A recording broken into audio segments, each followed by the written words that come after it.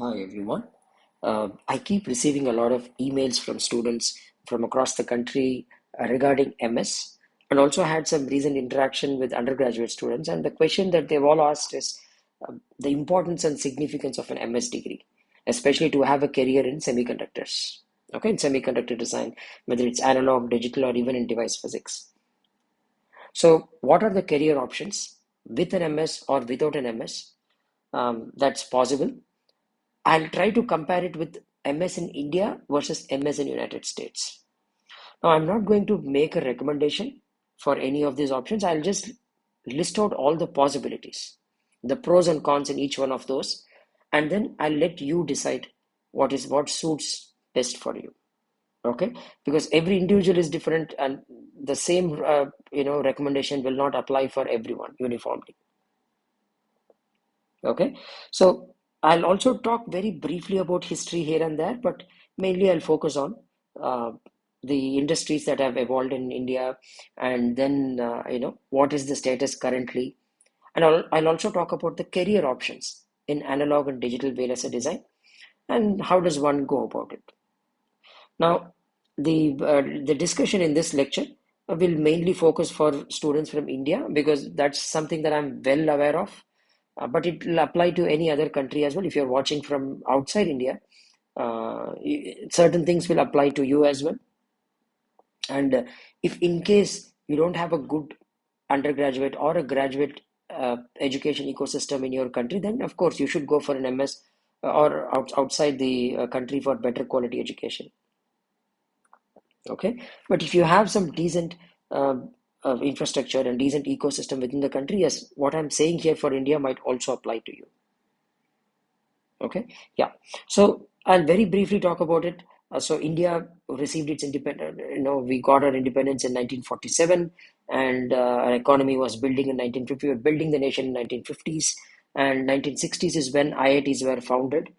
Okay, so they were mainly undergraduate institutes for training technical talent, manpower within the country. But one thing that was realized was that all the best minds in 1960s and 70s, they were all absorbed after they finished their undergraduate degrees, and they used to do masters also in the same institutes.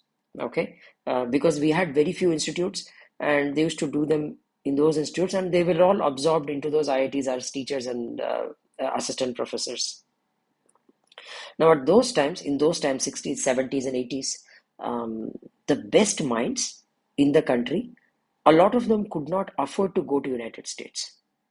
What I've generally observed is that uh, those who went to United States in 1970s and 80s were generally from at least upper middle class to affluent families.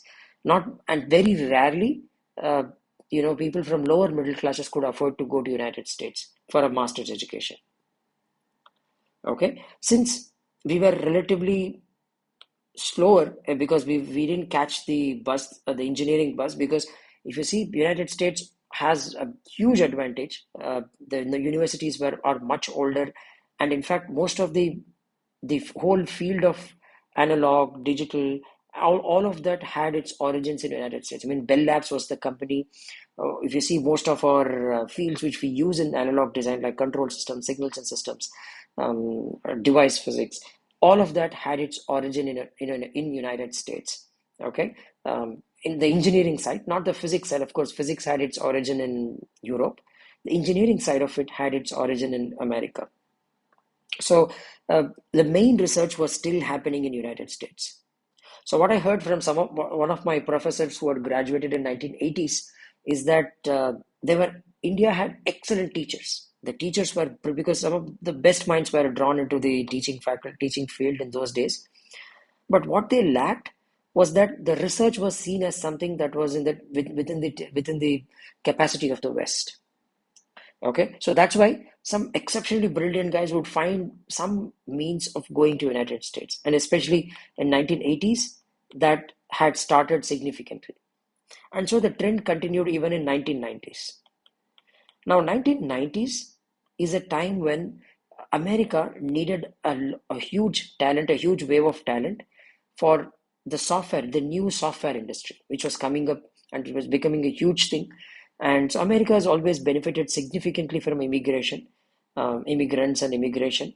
In 1800s, for industrial revolution, European immigrants became the major workforce for them. And then in early 1900s, there was World War. The rise of fascism in Europe drove away all the best Jewish scientists, Austro-Hungarian physicists and mathematicians. Some of the most famous one of them were all driven out of US, Europe, and they all reached America, and they contributed significantly to the growth of America. And then finally, in 1990s, we needed the software boom. At that time, we had the Indian immigrants. Before that, there were Chinese immigrants. So the Indian immigrants had come in 1990s. Okay, that was the time the IT industry was booming, and India was a very poor country. So a lot of youth, younger generations, mainly were looking at job opportunities, and they would do degrees which would ensure that they get jobs.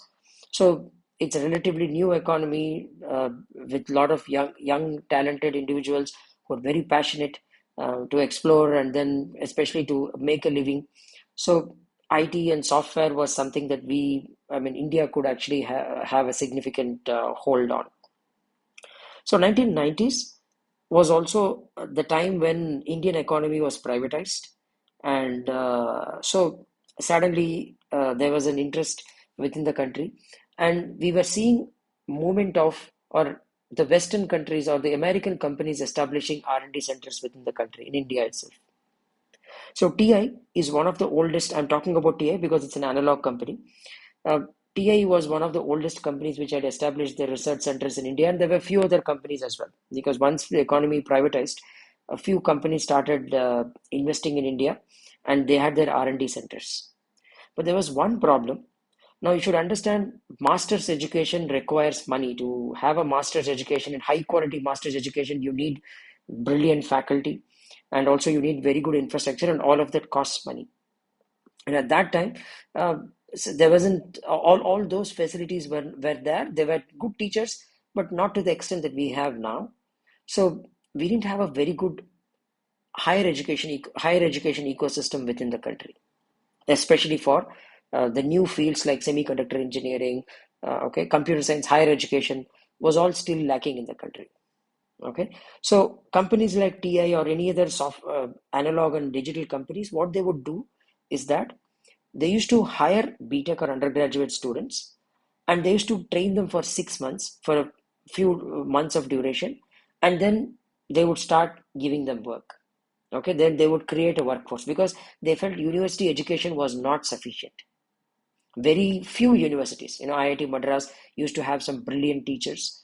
Very few universities were actually teaching high quality analog, that they could actually directly hire those students and give them, you know, the analog work immediately.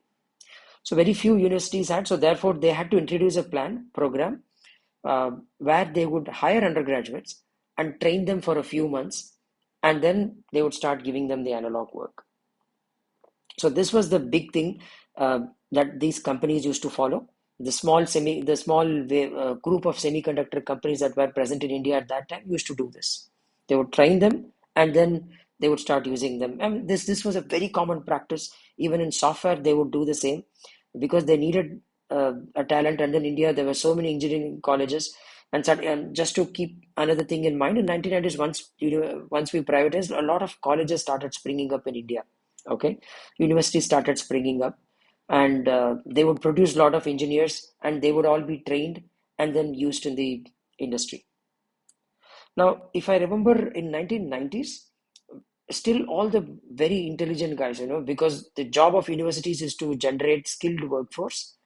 The cream of the country, the cream of those universities, because they didn't have very good opportunities for master's degrees in India, and there were not many R&D centers where they could immediately, go and work. So the only option they had in those times was to go to United States. And that is when we, in the sense that